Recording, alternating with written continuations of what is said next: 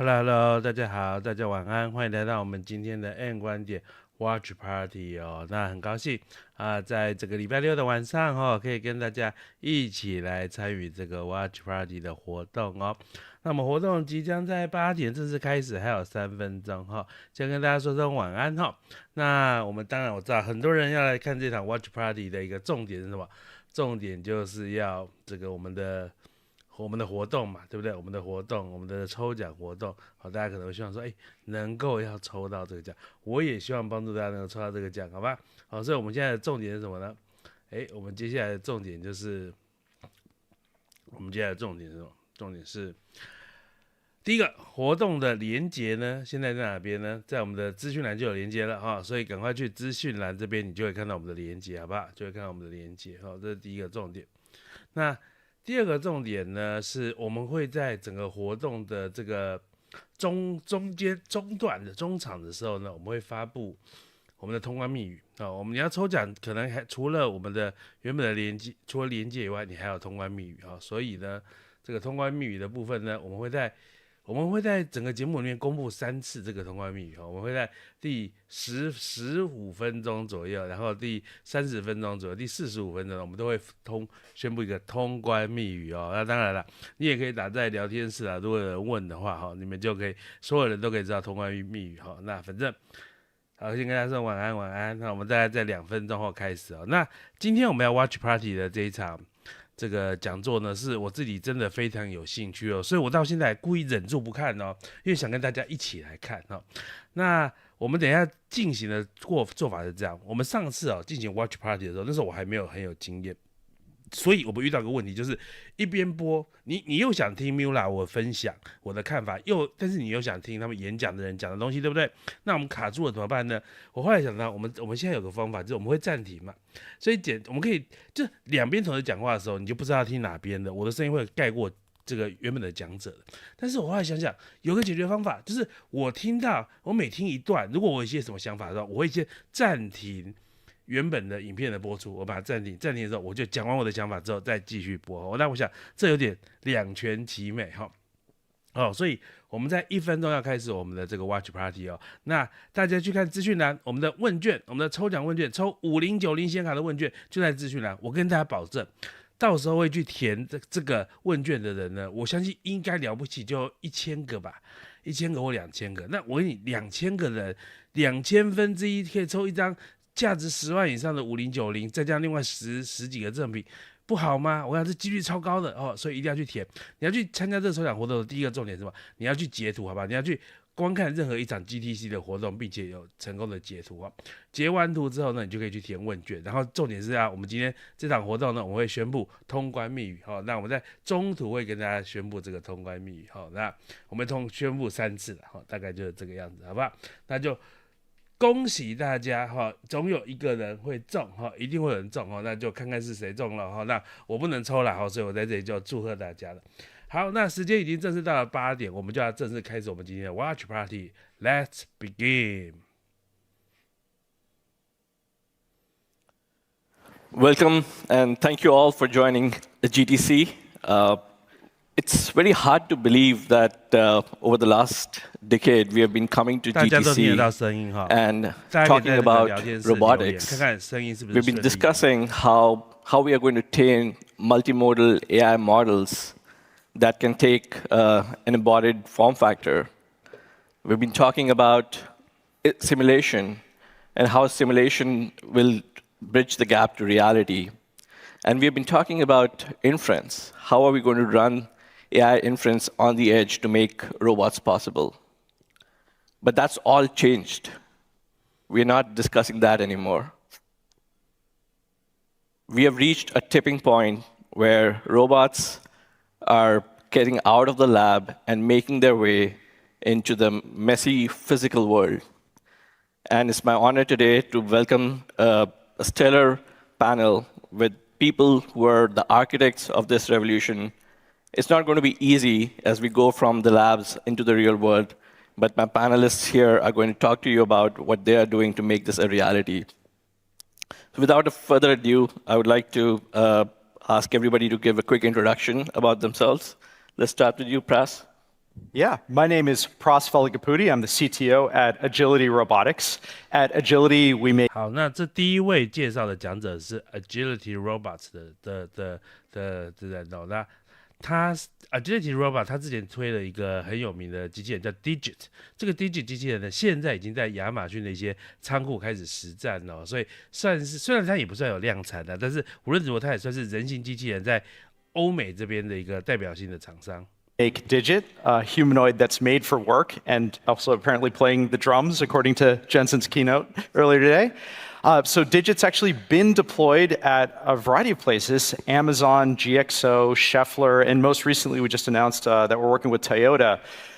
Out there in logistics facilities, in manufacturing facilities, walking around and doing bulk material handling work. So we're really excited that we're at this point when robotics is actually just, humanoid robotics in particular, is actually just out in the world and being evaluated for what it can do rather than what it might be able to do in the future. So we're really excited by that. Our next steps are creating our next generation of robot with full cooperative safety on board, which will let humans and the robots interact without being apart from each other. Fantastic.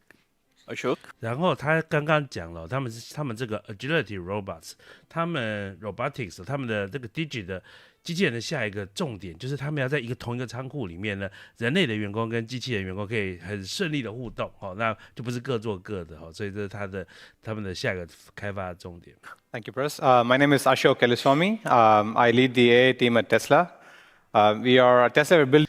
这一位就是现在特斯拉最重要的这个 AI 的一个主管那他现在负责特斯拉的 FSD， 然后连最新的那个 Digital Optimus 现在应该也都他负责，所以他现在等于是马斯克旗下最重要的 AI 主管Building what we think of as physical AGI, where a single model can drive a vehicle or drive a humanoid robot or operate a computer, and it's like a single end-to-end system that can take videos in and then produce real-time control actions out.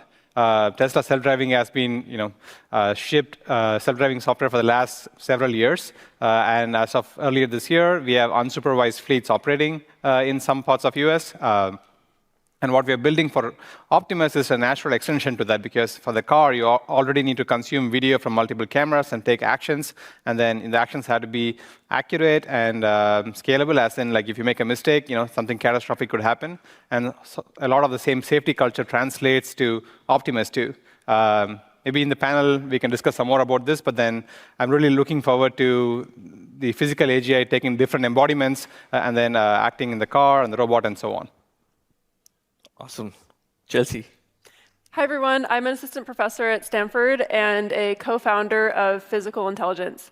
At Physical 这一位则是这个斯坦福这边的一个电机系的助理教授，他现在也在研究那个机器人的通用大脑然后而且他自己也有创立一个公司那他的这个通用大脑这个也算是欧美算是非常领先的一间公司很多人认为他们的技术实力大概就这个大脑的实力大概就是欧美这边最顶尖的之一Physical Intelligence, we believe that really the bottleneck to developing robotics that can operate in our everyday lives is the intelligence bit. And we are trying to develop a brain, a model that can control any model to do any task. We think this sort of generalist capability is going to be actually more straightforward and easier to accomplish than trying to go after specific applications. And similar to some of the things that Ashok said, we are really interested in developing this for any different robot platform. We imagine that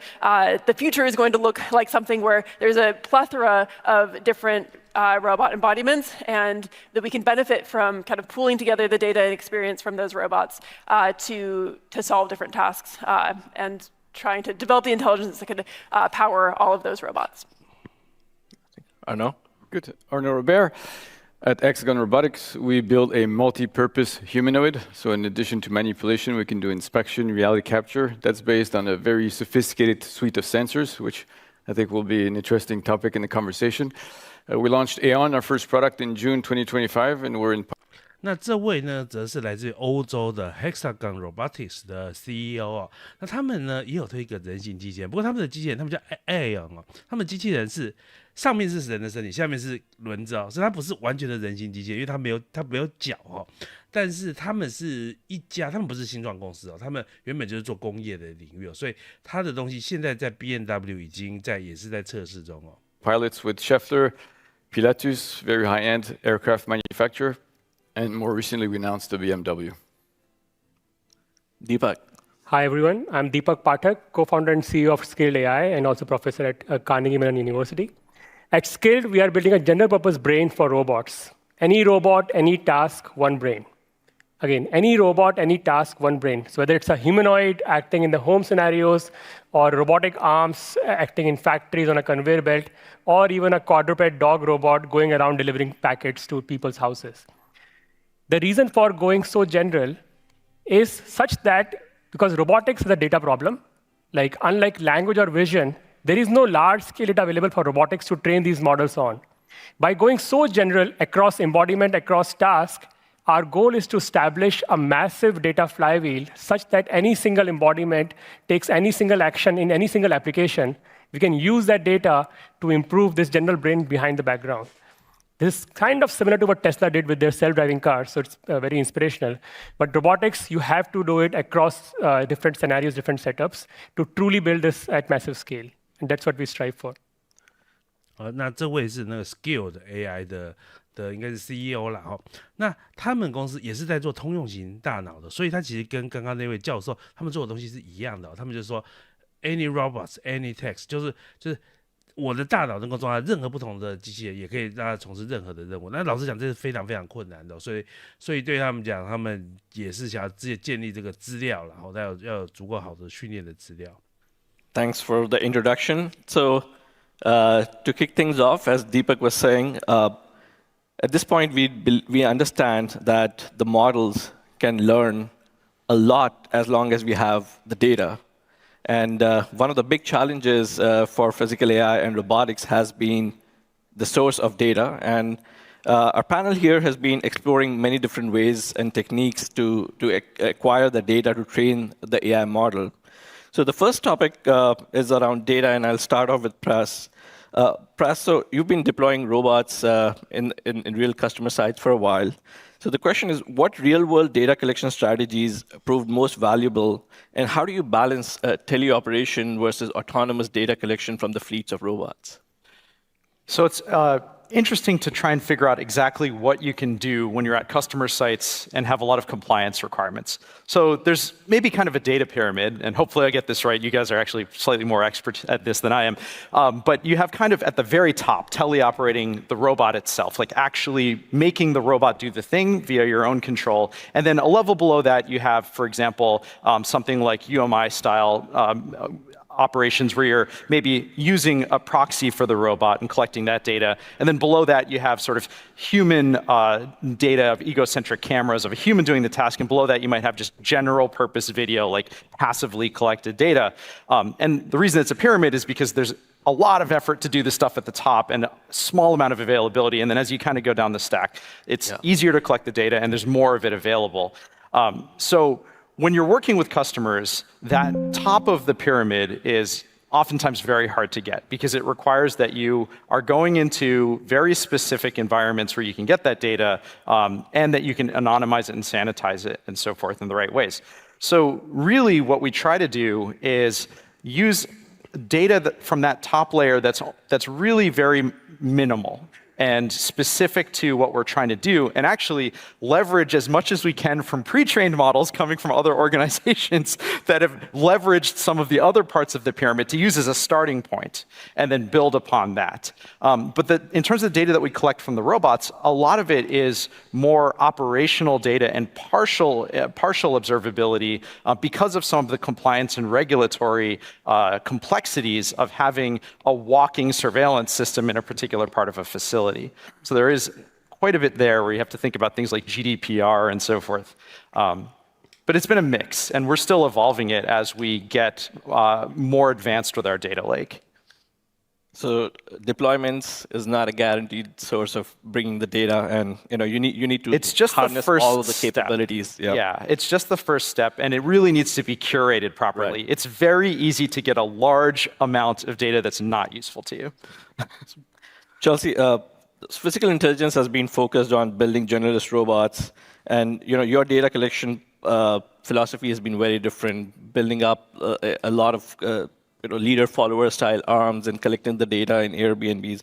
We'd love to know, how do you generalize across different robots, embodiments, and tasks with your data strategy?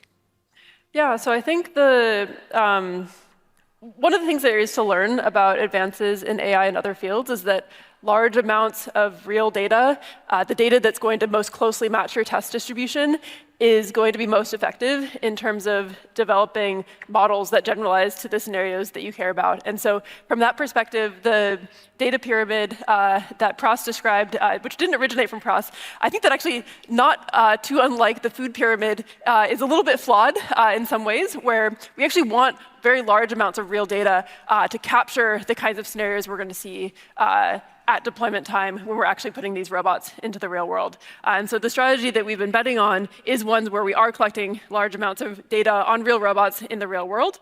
And one of the interesting things that we found recently that we shared in some recent research is that you can actually get better transfer from human data when you have a diverse set of robot data across a number of different robot embodiments.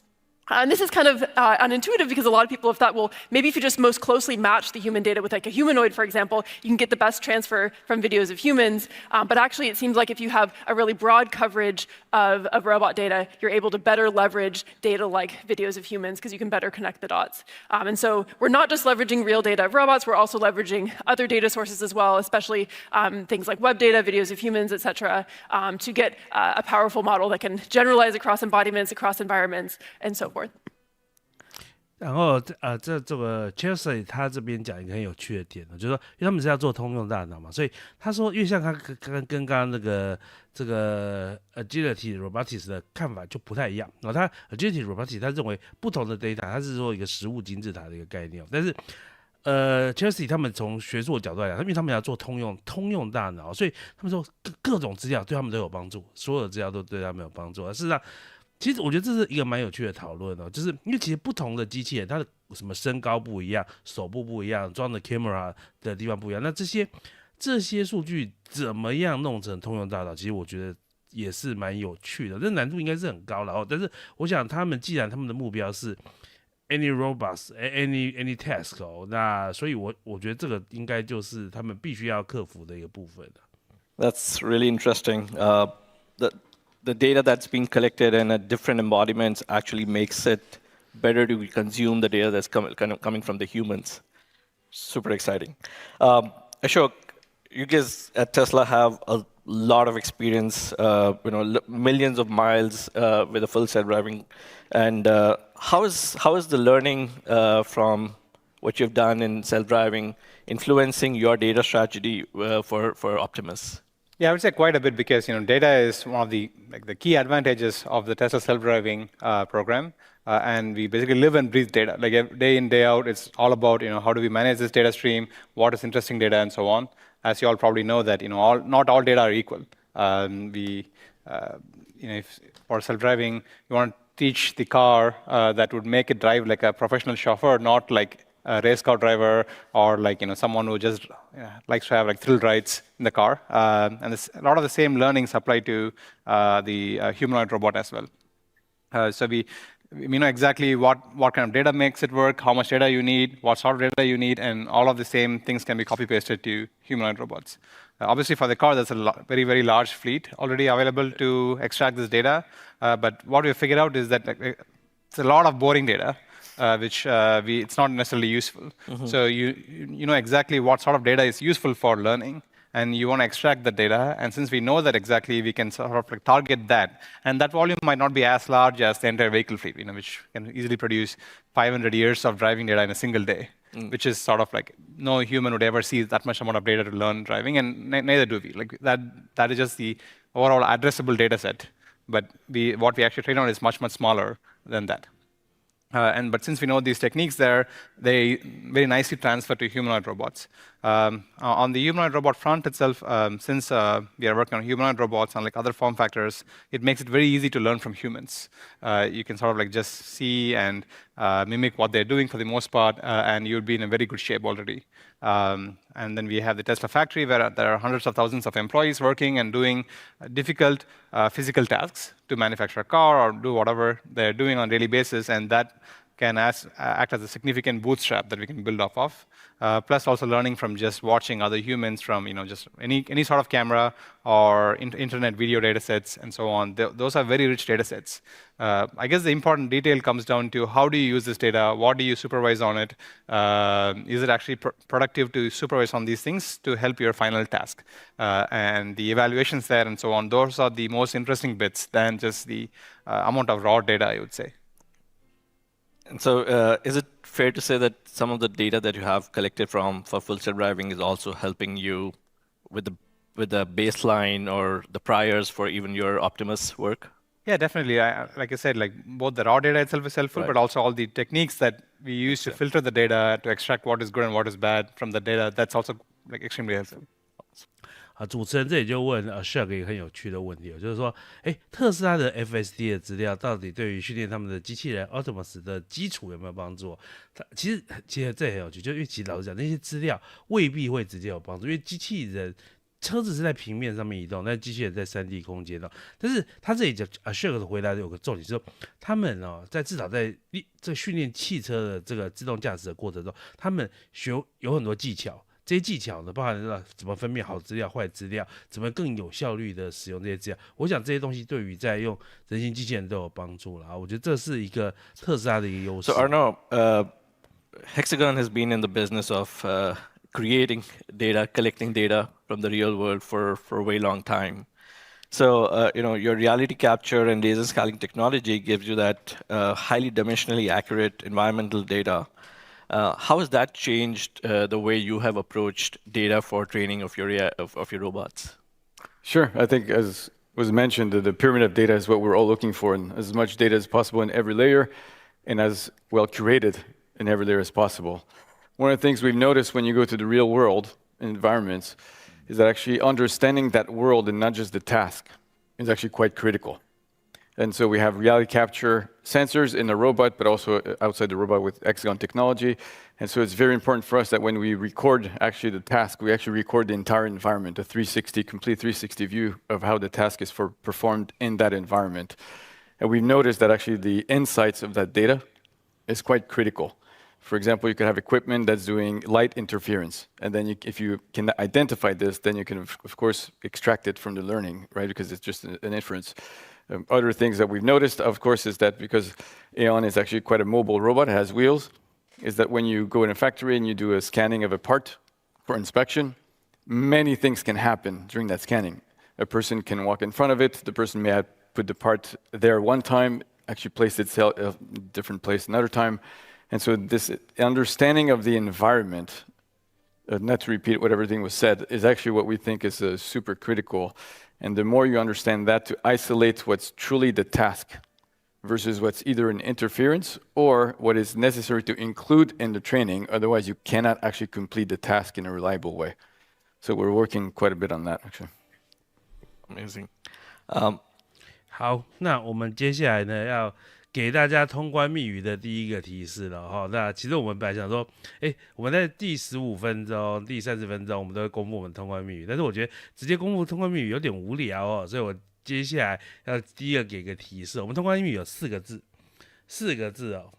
那这4个字呢，其实黄仁勋在他的演讲有讲哦。那我第一个提示就是这张图片，画面上大家可以看到这张图片，请问这4个字是什么4个字的？好，那我们在第30分钟的时候会跟大家公布正确的答案，好不好？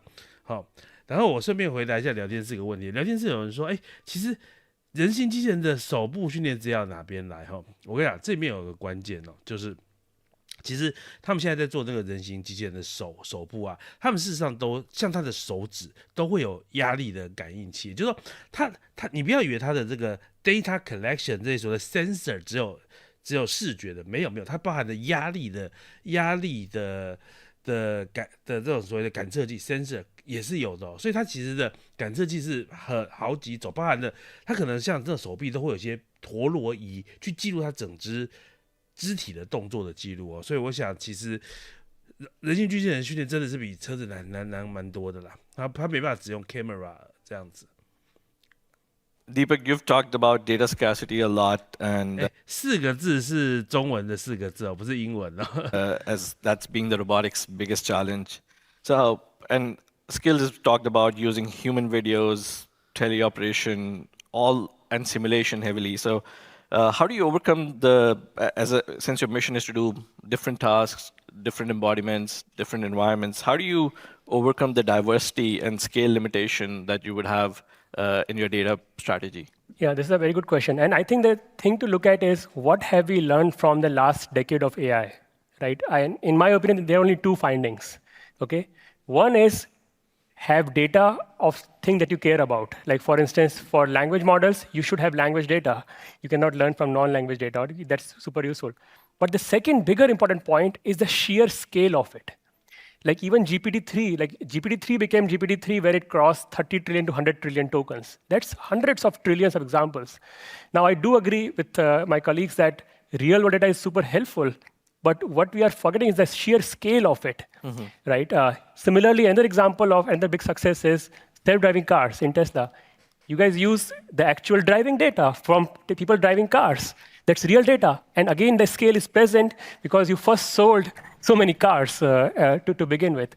So it's non-questionable that for robotics to really make this work, you need this big data flywheel of real-world data. But the problem is, how do we get there? And what I think robotics suffers with is a chicken and egg problem. Like to really get to that point, the robots have to do something out there, but to get them to deploy to do something, we need data. So in our case, we separate this pre-training and post-training into 2 components. And for pre-training, the idea is we know that we don't have scale of real-world data today. Can we leverage from alternate sources? And those 2 sources are, one is human videos and simulation. Now, human videos, people are acting in the videos. You can learn from their motion. But that does not give you diversity of form factors. And or even the understanding that which form factor, like for instance, when a kid is learning from an adult, they don't have the same body. In fact, it's a completely disproportionate scenario, which means, but you still learn by watching adults because you map it to your own body and you tinker and you practice. And that knowledge we get from simulation. So we put videos and simulation together to pre-train this general model, which we can then fine-tune with the teleoperation or real-world data. It's analogous, but slightly different directionality to what Chelsea described. Like we are using human data along with simulation to get the diversity angle, but to really achieve the scale. And hopefully this helps us deploy a lot of embodiment scenarios faster, and that in turn helps the brain get better over time. 好，他这个是 Skill 的 AI 的 CEO， 他的讲法他的讲法我觉得是蛮有一点道理。他是说，我们从大量的这个人类的影片动作的资料呢，让机器人学会动作的一些逻辑的思考。然后呢，所以简单讲，这有点像在做推理模型，在学我们这大级语言模型推理，就是我知道这个动作，我得怎么样这样。然后他在把这个东西换到控制这个机器人的动作，因为他跟那个教授一样，他们都是要做通用大脑的。那所以不同的机器人的控制动作可能不太一样。那无论如何，他们可能有个映射的一个方法，就是我的 intention 怎么样，我会映射到怎样的动作。那映射到怎样的动作的时候呢，他们就丢到模拟器里面去看行不行。那这样来训练大脑。老实讲，我觉得这个 approach 要完成比较不是很精细的动作，我觉得应该是有几率这个路线会成功。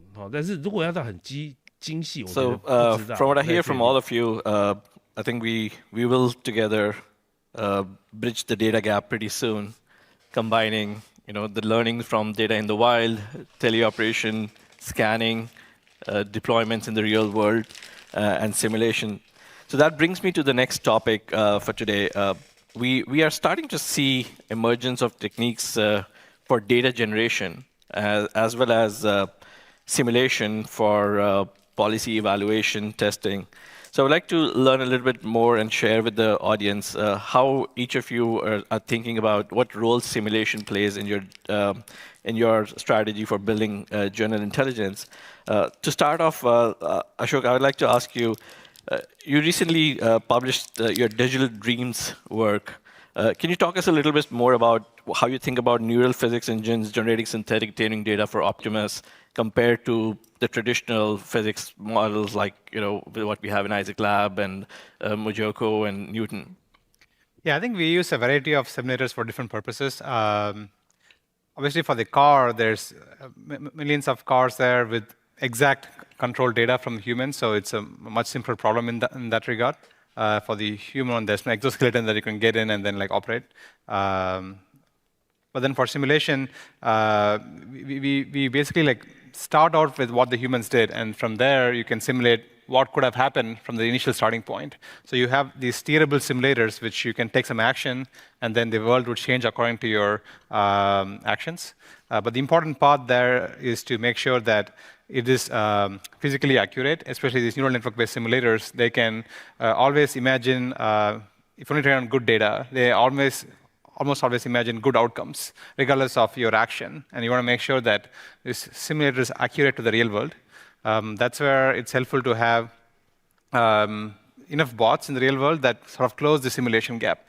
You don't want the simulation to run amok telling you that you will have good outcomes, regardless of your actions that might actually take you into bad states. So having a fleet of robots practice these tasks in the real world and using the data to make sure the simulation is grounded in reality is quite helpful. Amazing. Chelsea, can you elaborate how you are using simulation in your development, given the heavy emphasis on real-world data? What role does simulation play for Pi to bring these models to real world? We actually use simulation probably a lot less than one might expect, and kind of as you allude to, I think that because we have such a focus on using real data, we use simulation very little as a data source, but it still can be quite powerful and quite useful for other things, ranging from system testing to evaluation of policies to testing different algorithms or testing different ideas as well. And so we're very excited about using it for those cases. I think especially evaluation is a big one, because as policies get more and more general, you need to be testing them in more and more situations, and doing that in the real world can be increasingly costly, increasingly challenging, and so forth. So that's, I think, probably, in my mind, one of the most exciting and biggest opportunities for simulation. 这个是他们这一场讲座的第二个大问题。第一个大问题是训练资料，第二个问题就是说，模拟世界到底重不重要？因为其实这对 NVIDIA 来讲当然蛮重要，因为 NVIDIA 他们有那 Omniverse 嘛，他们当然会希望说，你未来要训练机器人，一定要如果能够 Omniverse 上面能够提供非常大的帮助的话，那当然 NVIDIA 的重要性就越来越大了。不过这个教授他们的公司呢，事实上他们说他们比较少使用这个模拟的一个状况，他们比较喜欢真实世界的资料。Basically, that's where you go explore the out of distribution, diverse environments without having to actually put the robots. Deepak, what you've talked about using different modalities. Have you at Skill kind of figured out what's the right balance between synthetic data and the real world data in order to train these foundation models? And how does that differ between just if you're doing a locomotion task or you're doing a manipulation task, and within manipulation, if it is a coarse manipulation versus highly dexterous manipulation, how does that ratio and the recipe changes for learning? Yeah, that's a very good question. And I think the distinction lies also in which phase are we discussing? Are we discussing the pre-training phase or discussing the post-training phase, right? Because you can use simulation. In fact, we have a demo running live in the NVIDIA booth where the robot is assembling a GPU server, very super complex task. We are able to do that task either fine-tuning using real data or even sim data alone as well, right? And so the question becomes, for post-training, which data do you use? Of course, sim is better because if you can do it, because we don't need to really go in the real world and collect data. But the limitation of sim sometimes comes in when you cannot simulate the complex assets. Because I've been working with NVIDIA Isaac back in the day, it's called Isaac Gym, and even before that, for the last 8 years. it's getting better and better every 6 months, every few months. But even to simulate every single thing at a very high fidelity and high speed is still a challenge. And when that's not possible, then there is no alternative but to use real-world data. But I think that's how we think about it. If it is possible, we always mix in sim data, no matter what, in the end application. For the pre-training times, it plays a much bigger role for us because we have to get a lot of experience, a lot of scale through simulation. Locomotion and mobility is largely completely dominating by simulation for us. Very little to no real-world data. Manipulation, I would say, real-world data is more dominating right now because as you scale these assets and it gets better, we are seeing more and more benefits of it every day. But so these two are the answers are different for different ways. Pre-training, it's a different way to look at it. Post-training is very different.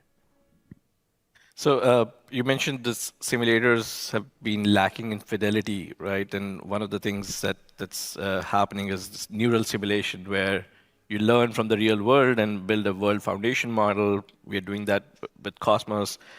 Is that helping you mitigate that problem of the simulator not being accurate enough? Yeah, that's So there are two kinds of realism. One is realism of physics, assets, and do things bend if you simulate something very, very complex. Second, the realism of the perception. So for the realism of the perception, I think that gap is, I would say, close to being bridged because of things like Cosmos and other models. But on the other side of physics, I think we still are working through. In fact, we are also doing collaboration with NVIDIA to write a new solver, which actually makes things faster to simulate. So perception side, it's really helpful and it's actually helping. On the physics side, I think the advancements in world models, et cetera, may help bridge the gap, but they're not quite there yet in terms of physics aspect of things. 我这里就讲到说，到底一样是在回答这个到底模拟的世界啊，对机器人训练有多大的帮助？那 Scale AI 他们的看法就是说，在一些比较精细、比较困难的复杂的动作，其实相对目前帮助是比较小的啊。这样他也说进步的非常快啊，但是它主要就是说，他们说整个精细度啊，整个模拟的精细度，然后特别是在物理方面的一个模拟哦，可能还不太够完美啦。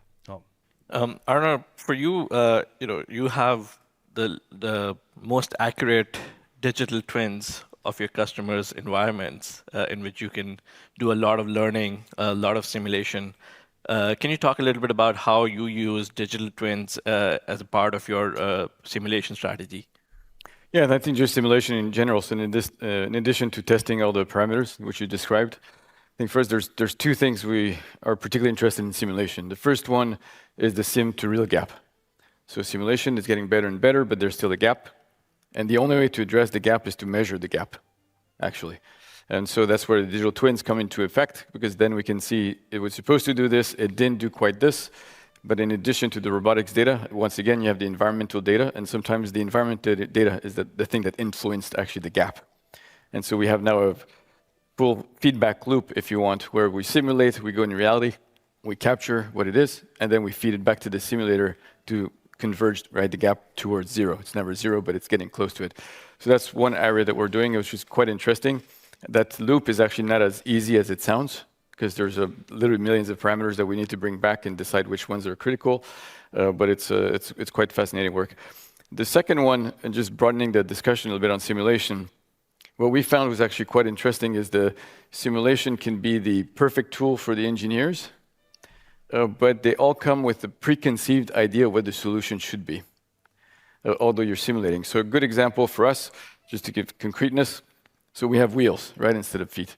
And so we wanted to teach Aeon how to go upstairs. And so the simulation parameters that all the engineers wanted is you lock the wheel, and then we're going to decide what movement of the motors in the legs would be the optimal to go up the stairs. And then some engineer got a bit more creative and he said, well, if we didn't have the constraints on that wheel, what would happen? And it turns out, actually, if you use simulation and reinforcement learning, the best way for a wheel-based humanoid to go up the stairs is actually to have slow speed and never go to zero. And you take the inertia, effectively, of the movement to go up the stairs, right? And so we're also using simulation to force our engineering team, our R&D team, to look at solutions that are a bit outside, probably, the usual suspect solutions, if you want. And we found that to be a super powerful tool for that. So is that like a reinforcement learning policy that discovered that behavior? Exactly. So we had a reinforcement learning policy, but we forced some of the parameters to be different from simulation to simulation, and that just opened up, a world of solution.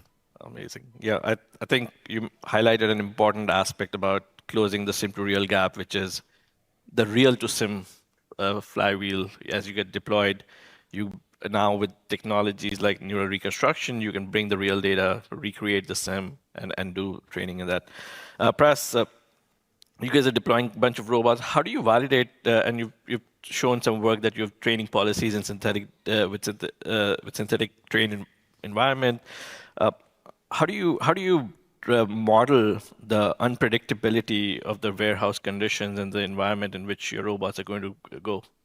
Yeah, it really depends on the sort of domain that you're trying to train over. So if you look at how Digit is constructed, it's a hierarchical set of models running. You have your task space reasoning, then you have sort of skill space reasoning, and then you have control space reasoning.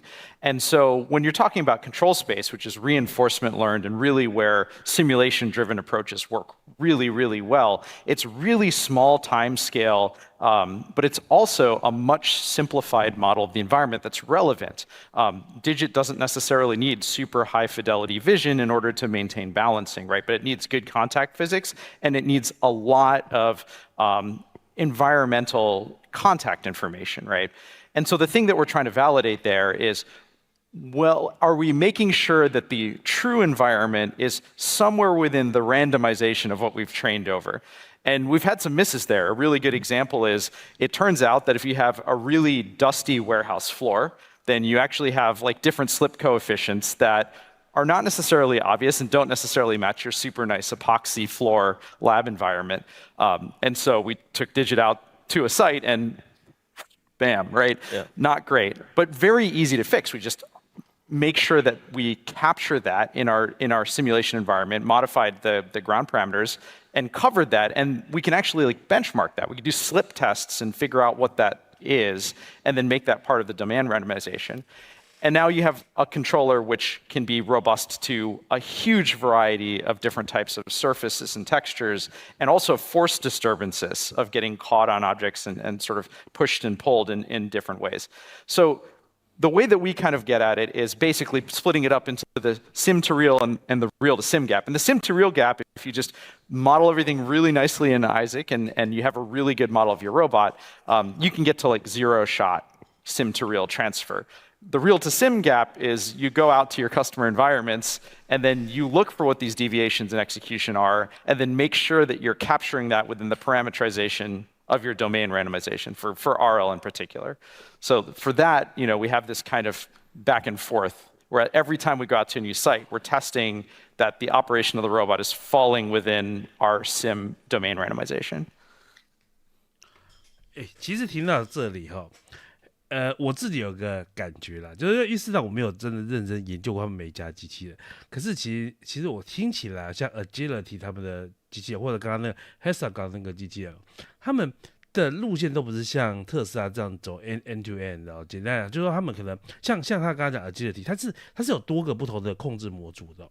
那或者是像刚刚 Hexagon 他们的一些模拟测试，你可以看得出来，它里面是非常程式导向的，所以我觉得他们的机器人说不定都比较像是 FSD V11 之前的那种东西，就是有些地方是用一些这个 AI 的模型这种神经网络的模型，但是也有不少的 control 的一个部分，然后而且也是可能是多模型的组合，那可能就跟特斯拉的 approach 是有差异。我听起来感觉像这样子。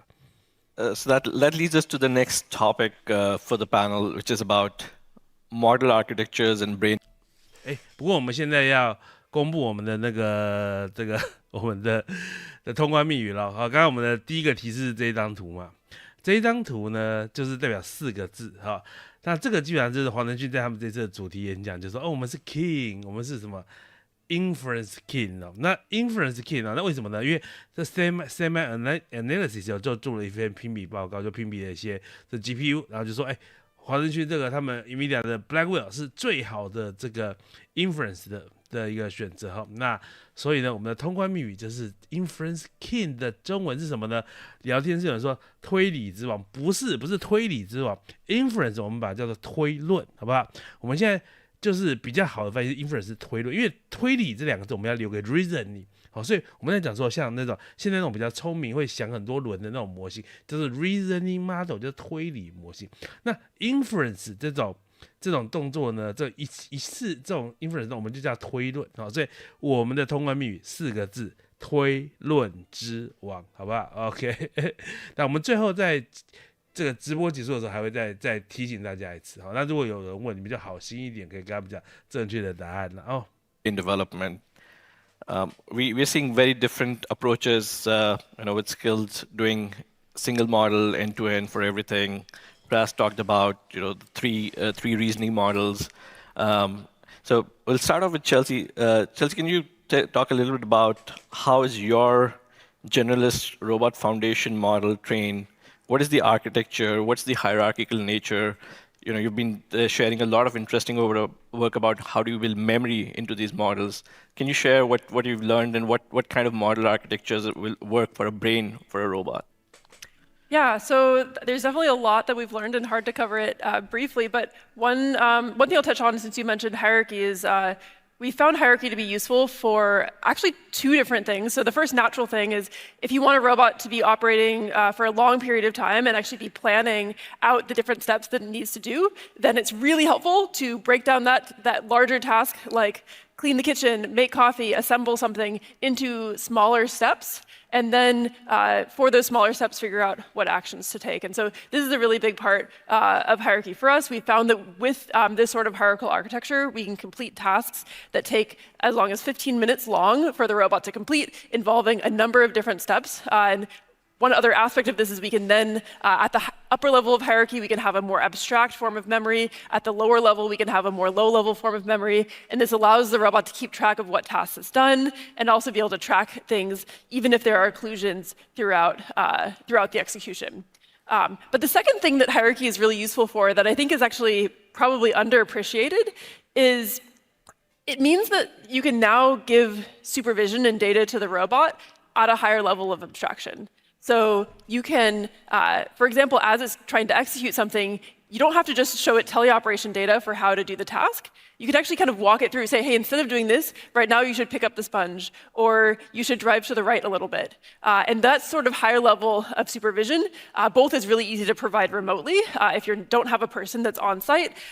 Second, it's actually teaches the robot how to kind of improve the higher level of abstraction, which then provides a form of redundancy to the model. And then it also is more efficient in many cases than providing additional teleoperation supervision. And then the last thing that I'll mention about hierarchy is you can actually take this hierarchy and actually combine it into a single model. And it's equivalent to a form of chain of thought reasoning, where it's simply thinking through what steps it should do next and then conditioning its action predictions on those steps. So it still goes into a single model. And when you put it into a single model, we actually find that often also improves the low-level policy as well.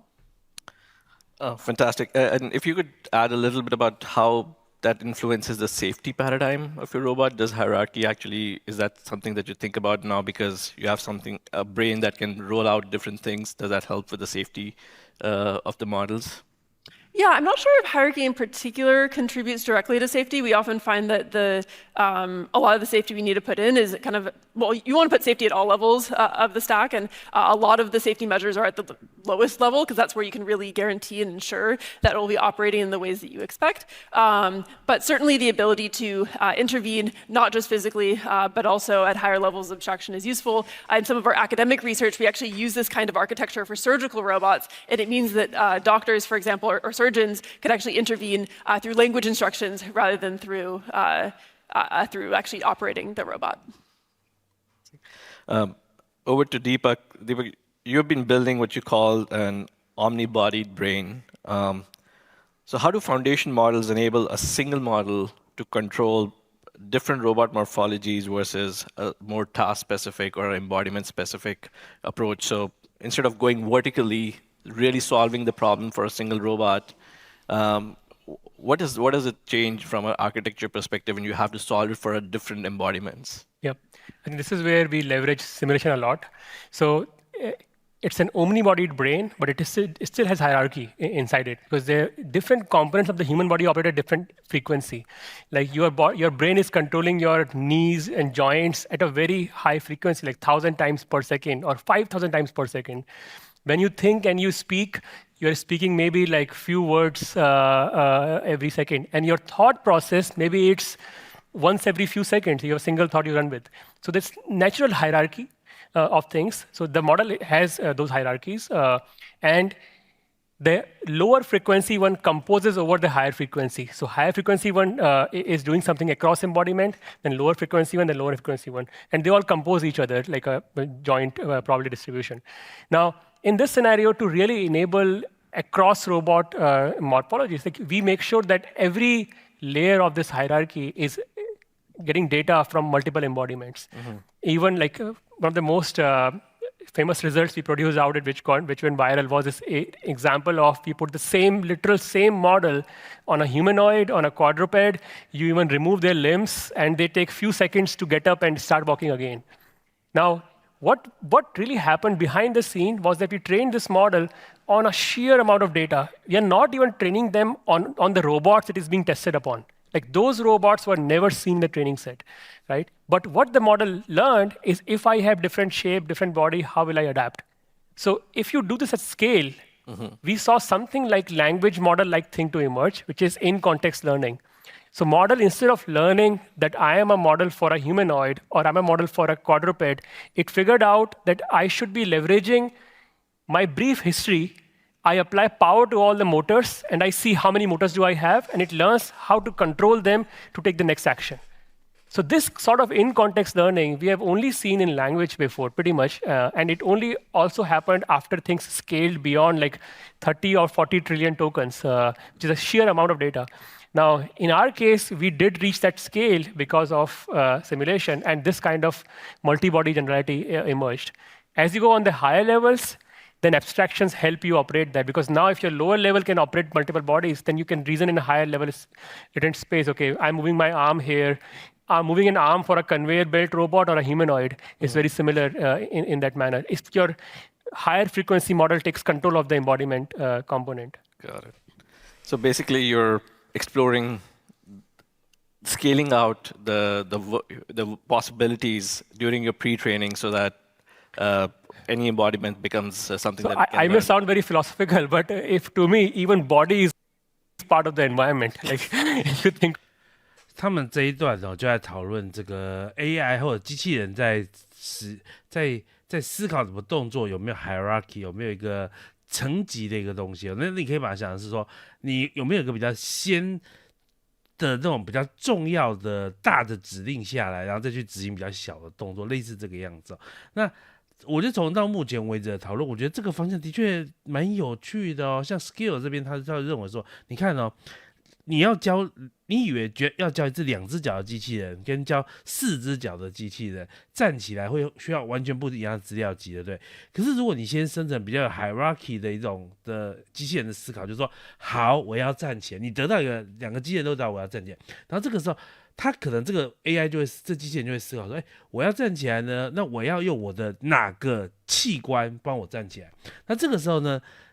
两只脚的机器人就会想到我是2只脚的机器人，我要怎么用这2只脚站起来？那4只脚的机器人就会思考说，我有4只脚，我要怎么用4只脚的机器人站起来？所以你可以看到，其实因为这间公司他们就是要做通用大脑，包含了刚刚那个电机系统也是要做通用大脑，所以通用大脑的公司的思维就会想要这样说，我们要让他们机器人先了解大的概念，了解大的概念之后呢，他们再去操作他们自己各自不同的身体，他们要自己能够找到操作这个不同身体的做法。Think of soul versus body, like just same like you have many bottles and many tables and sofas, you have many bodies, and so the computer should not distinguish. Awesome. So Ashok, you've said neural networks plus cameras, they work amazingly well, right? That's the direction you've gone for the self-driving cars. with robots and humanoids, you are engaging in coming contact with the world. You are touching things. How has that changed your approach to the models that you need to build for the brain of the humanoid compared to what you had in self-driving? Not much, I would say. It's still an end-to-end model that takes in videos in. 所以你看，问到特斯拉，哇，这就不一样哎。他就说，哎，你主持人问这个说，哎，你们这个特斯拉的汽车自驾都是做 end to end 的，那你们机器人会不会有不同的做法？结果Ashok一开始就说，没有，我们也是基本上差不多，就是他说 end to end 哦。Produces lower-level controls out, and while I think hierarchical decision-making is useful, it has to be done as part of the same decision-making process of the lower-level controls. It cannot be separated and like separate model taking higher-level decisions and separate model taking lower-level decisions because many times you have to react to real-time information, sort of like rapidly. My own view is that people working on the humanoid robots and so on, I haven't seen the long tail of robotics quite a bit because for people working on self-driving, they see the long and sort of like dark tail of self-driving. It's like very, very long and sort of very difficult to solve. And there you cannot, what you see there is you cannot afford to make the decisions in a disaggregated manner. You need to make joint decisions around what is your high-level plan and your low-level plan at sort of like a pretty high frame rate. And so we designed the architectures similarly or like with that in mind for Optimus also, where there's an hierarchy, but it's all running as part of the same model, and they all share information, and all the latencies involved in the decision-making process is fully well modeled. And that is why I think this architecture will scale quite nicely to humanoid robots, and for that matter, any robot. It's just we happen to make these kinds of robots for now. And everything is trained in like some sort of like unified way, which you'd see that the distinction is only in the developer's mind. Inside the model, they are all just like tokens flowing in, and it's just sort of a continuous space of decision making. And you can like dial the knob of like more fine grained or more coarse, and you get the stuff. But then it is actually continuous internally. So you're just adding more sensing modalities now in addition to vision? Yeah, you add in more sensor modalities. You also need to produce higher degrees of freedom, output space. But in the end, the fundamental constraints remain the same. You need to make real-time decisions. There's obviously a hierarchy to these control signals output, but then the lowest frequency cannot be too low, or like safety of the robot cannot depend upon things running at very low frequencies. Ashok 这边的回答，其实大家记不记得？我记得我之前有集 N 观点就有跟大家聊，就是自动驾驶的模型的可解释性方面，现在有2个路线，一个是 VLA 路线哦，一个就是特斯拉的路线。那特斯拉的路线呢，他们就是一个单纯的 end-to-end 的一个神经网络，可是他们现在也要追求在 end-to-end 的神经网络中间，他们也去找出可解释性。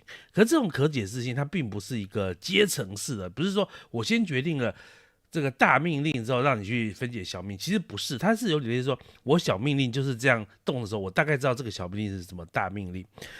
而 NVIDIA 的 approach 比较接近 VLA， 所以你看他们最近发布这个 Apamayo 的这个自驾模型也是 VLA， 就是它会先生成 language 层，那 language 层就是某个程度的可解释层之后才会跑去操作动作，所以VLA 的路线，大家可以去查这个 Vision Language Action 这个路线，的确是现在比较多其他公司在做的那从我们人类的逻辑也可能比较容易理解，可是这种路线最大的问题就是，如果以自驾车来讲，它相对会操作会稍微慢一点。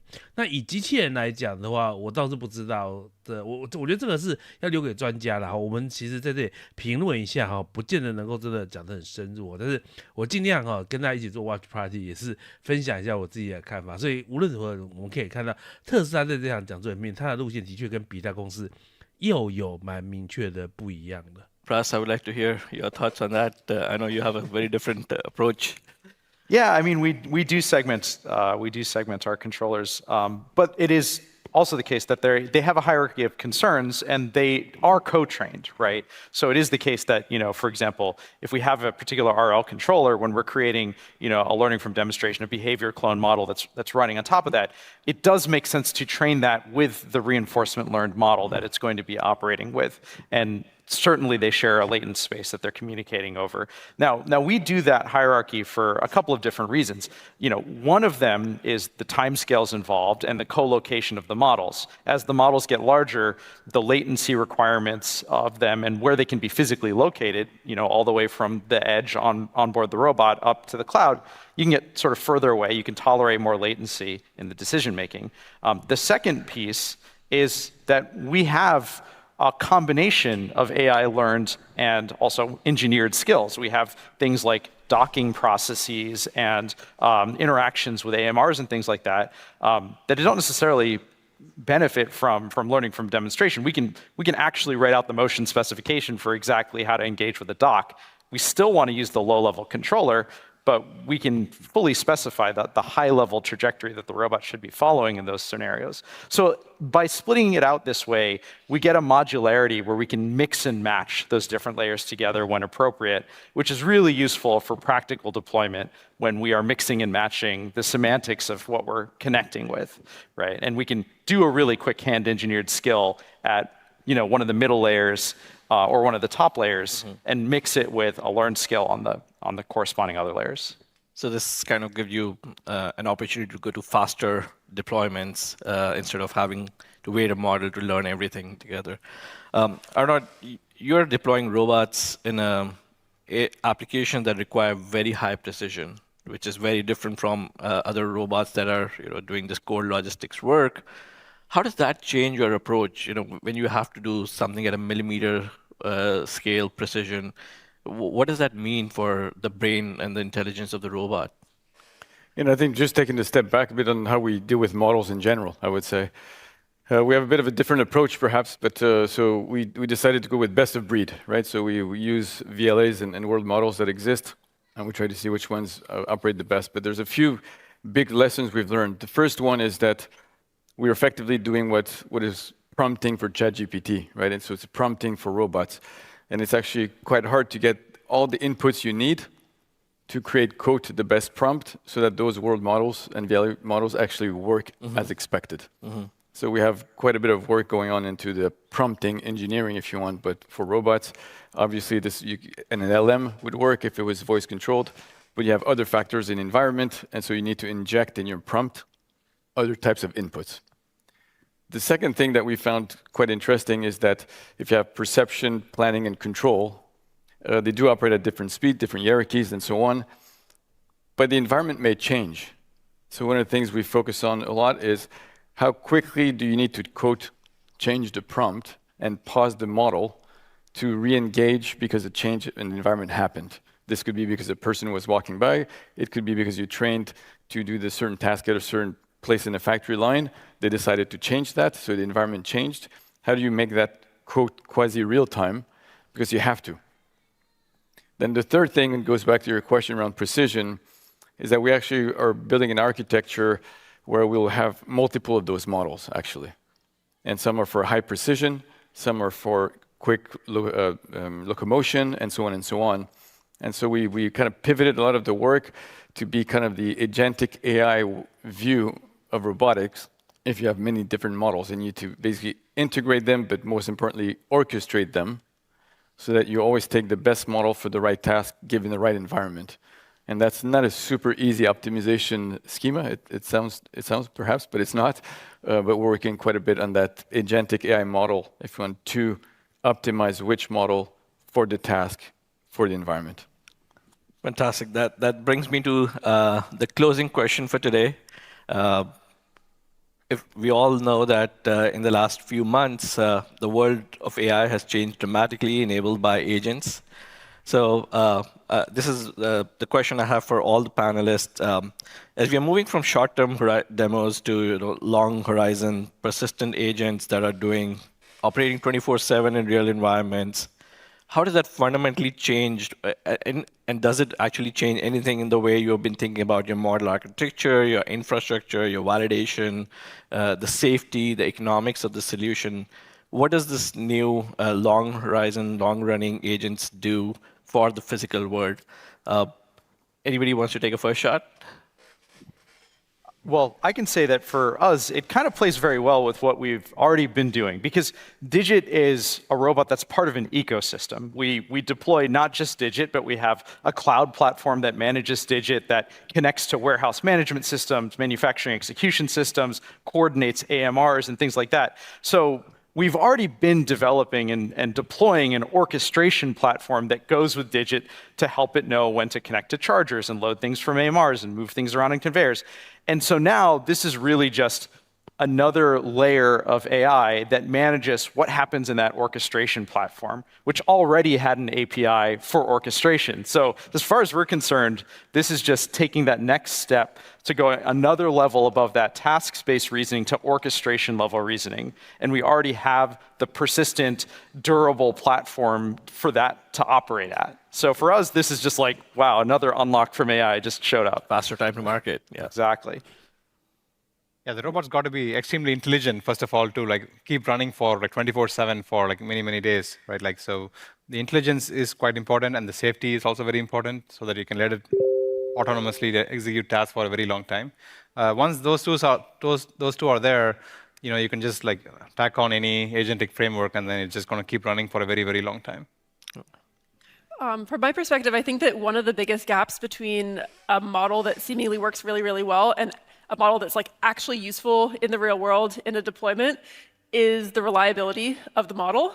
And I think that one of the things that's really cool about thinking about agents that are operating for very long periods of time is they can actually attempt the task and actually keep on trying in different ways, adapting during deployment. And we see that sort of thing from agents as well. And I think that that's actually going to be potentially one of the key unlocks that allows these robots to actually be truly useful in real world scenarios. Maybe just to build on that, I think for us, it's the next generation is really the peer-to-peer aspect of AI. So you have multiple AONs or digits that are out there doing work. If they fail at a task, they can recuperate and find another way to do the task. How quickly can you get that learning to your entire fleet of AONs within either that factory or around the world? And that entire aspect of peer-to-peer, I think, is going to be quite fascinating. I think as opposed to ChatGPT, where they released the first result in 1 week, they had 1 million users. Robotics, last mile is extremely hard, right? I think, and one thing is to just realize the difficulty along different axes. Chelsea mentioned reliability. I'll say another axis is tolerance. Like, how much failure tolerance does this application allow? And actually, that governs your long-term decision of where to start first. I mean, like, if you are in a safety-critical, like self-driving scenario, any failure is really bad. If you're in a factory and you're bottlenecked in the whole supply chain, then that's bad. But if you are at the last part of the supply chain where there's not bottleneck, maybe you can have some tolerance for error. I think this really governs how you think about the last mile of robotics, which personally to me wasn't clear until we really went deep into this last mile rabbit hole for that matter. But this is the only way, at least we see how we can really bring robotics to the physical world.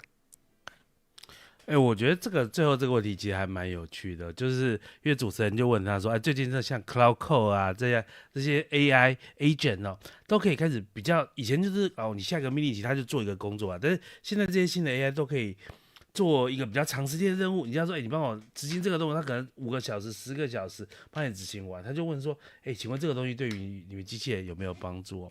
那我觉得前面几个答案我觉得都是比较没有那么直接回答这个问题，因为老实讲，我觉得是有一段距离的，就有一段距离哦。那像Agility 的 CEO 就说 CTO 啦，他就说，我们本来就有个平台嘛，让我们的东西可以互相工作。可是这个其实跟这里讲这个Agentic AI 的进步的关系不见得那么大。然后当然大部分都觉得这个东西是有一些。但无论如何都是个正面进展哦。不过我觉得最后 Scale 的 AI 这边的讲法还蛮有趣的，就是说他说其实这个东西跟你的容错率有关哦，因为你要知道现在这些，无论你用 Cloud Code 用 Manus My Computer 这些用小龙虾这些 AI agent 的 harness， 他们其实中间会不断的 failure， 你知道吗？他就说他比较像说我想做这个任务，我试第一个方法失败，那我做第二个方法，第二个方法失败，第三个方法好像有成功。那我赶快试验一下，验算一下，类似这个样子哦。那请问这个东西在机器人可以这样做吗？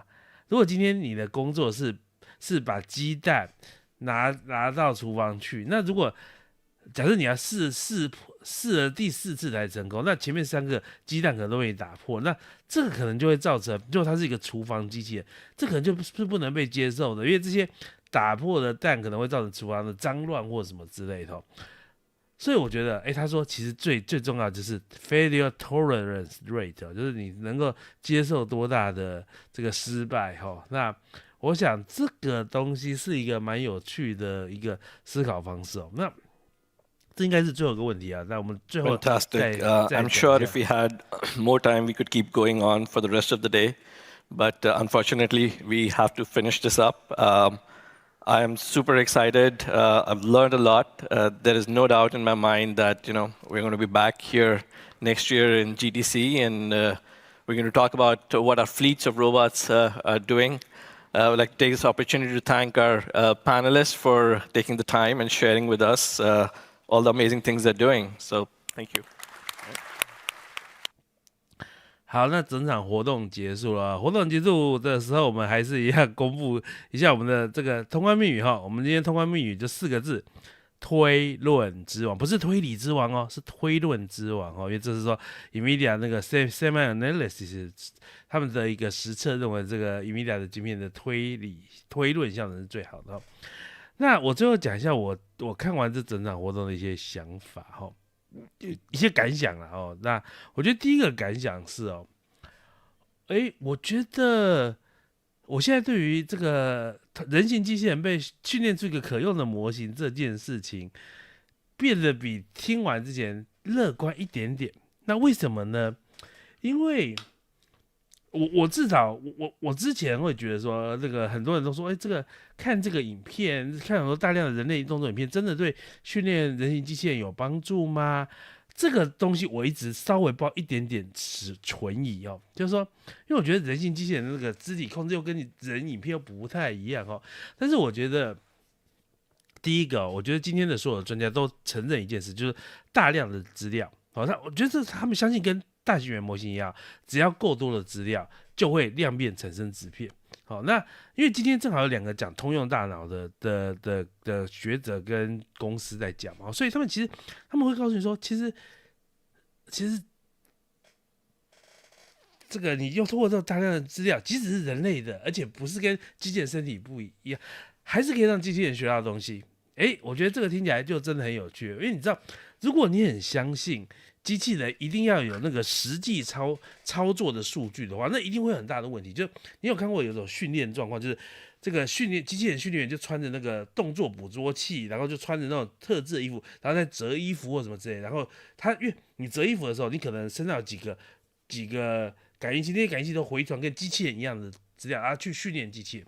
这个方式当然可行，我现在这种方式一定可以。可是这种问题是，这种数据是超级慢的。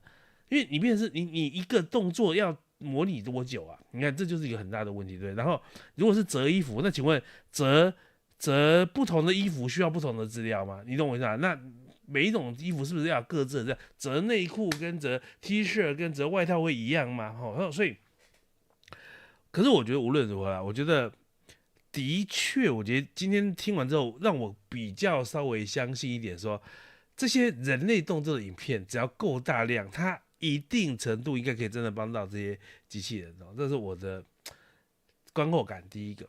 那我观后感的第二个就是我觉得其实我真的很期待人形机器人的发展，因为我觉得看起来他们现在至少有好几种不同的路线嘛。像agility，我觉得它是比较我该叫它聪明的路线还是这样，但是它就是我觉得它是很传统的程式，他说我分 segment 嘛，就是我用程式告诉你说，我移动用哪个模组，然后我假设要搬货，我用哪个模组然后其实我认为 Hexagon 那间公司的做法也是一样，因为他是做工业机械，所以他刚刚有一段是讲说，我们机器人未来脑中会有好几种模型，有的模型是动作比较快的，有的模型是精细度比较快，然后就是你要那种这个0.1公分的误差的螺丝的锁，那你要用那个比较精细度，可能很慢，但是精细度比较高的那特斯拉很明显就在另外一个路线，就是这个 end-to-end 的东西。那你看那 Scale AI， 他们要训练通用大脑，某个程度来讲，应该也是一个模型啊，因为 VLA 也是可以训练在同一个模型哦，但它的模型的 approach 绝对看起来跟特斯拉是不一样的，因为他们会走 VL 路线，你要先生成这个语义层嘛，执行的语义层哦，那新的 context 啊，那所以但是我跟你讲，我整场听下来，我对 Scale AI 的回答，我觉得是蛮让我惊艳的哦。所以应该讲说，如果我今天是听完这个节目，然后要决定投资，每一间公司都可以拿到我的资金的话，那特斯拉先不谈，因为它是最成熟的。那我觉得剩下几间公司，我可能会投 Scale 的 AI。我可能会投 Skill AI， 然后我可能就不会投 Hexagon 或 Agility， 然后也不会投那个 Physical Intelligence 哦，那的那个 Stanford 的那个 Chelsea Fin 的教授的公司哦，那我目前的看法大概是这个样子。事实上，我觉得，你知道那个 Physical Intelligence 就是那位教授的公司，他说他们的机器人已经可以在一个陌生环境执行10几分钟的任务哦，可是。Anyway， 我觉得今天的 approach， 他的 approach 是跟其他人是最不一样的。他们非常强调这种实体的资料、实体的测试。我不知道那个做法能不能，但是既然你要做通用大脑，你就要能够 scale 哈，所以我觉得反正蛮有趣的。好，那以上就是我们今天的 Watch Party 的内容哈。那聊天室有说什么万兽之王，不是万兽之王，然后我们的通关密码就是推论之王哦。我们的那个填活动的问卷连结就在我们的资讯栏哦。然后我们应该是到我忘记是到，我记得是到25号或26号是最后一天了，所以赶快这1-2天你赶快进去啊！你要截一张图哦，你截的图要有什么？你看我们现在画面要有这个 session 的名称然后还要有这个 logout 这个 logout 的这个按钮这个上面这个，我现在怎么无法出现 logout 的按钮？